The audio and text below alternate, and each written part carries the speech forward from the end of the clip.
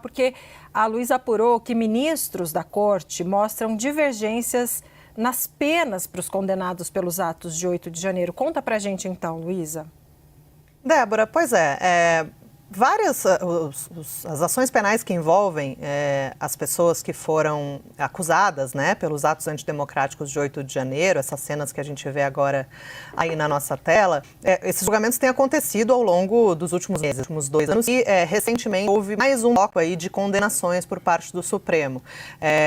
Desde junho e até o início de agosto, o STF condenou, estava olhando aqui para ver o número direitinho, condenou mais 119 acusados pelos atos antidemocráticos, somando aí já um total que ultrapassa 700 condenações, e desse último grupo, 41 estavam envolvidas diretamente na invasão e na depredação das sedes dos três poderes. E é nesse grupo, em relação a esse grupo, que tem havido essas divergências. Antes de qualquer coisa, só para deixar claro, o voto do ministro relator, o ministro Alexandre de Moraes, que é o voto mais severo, tem prevalecido, principalmente com o apoio do ministro Flávio Dino, né? Nessa última leva de julgamentos no plenário virtual, a ministra Lúcia não participou. Então, Moraes e Dino sempre com votos ali para uma pena mais severa, que chegaram, né, em alguns casos, a 17 anos de prisão.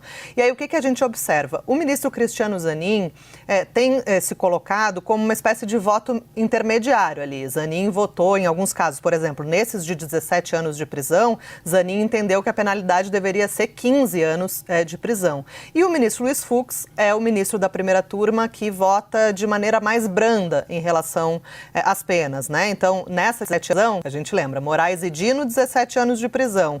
Zanin votou para 15 anos de prisão. E Fux divergiu e indicou 5 anos e 6 meses de prisão, uma pena consideravelmente menor. Então, essa é a tendência que nos bastidores do Supremo, Yuri e Débora, se fala que pode se repetir no julgamento da ação penal sobre a tentativa de golpe de Estado. Lembrando que a gente faz essa correlação da ação penal contra o ex-presidente Jair Bolsonaro e o 8 de janeiro, porque a própria Procuradoria-Geral da República, a PGR, coloca o 8 de janeiro como o ápice, né, da trama golpista, como o ato final de tudo que já estava sendo articulado ali desde que Bolsonaro perdeu as eleições em 2022. Só para concluir, a principal divergência de Fux é em relação aos crimes de golpe de Estado e abolição violenta do Estado Democrático de Direito. Para Fux, um crime está absorvido pelo outro e, portanto, as penas não devem se acumular, mas se sobrepor, e por isso há esse grande alívio na pena. As defesas dos réus apostam que Fux também divirja e aplique esse princípio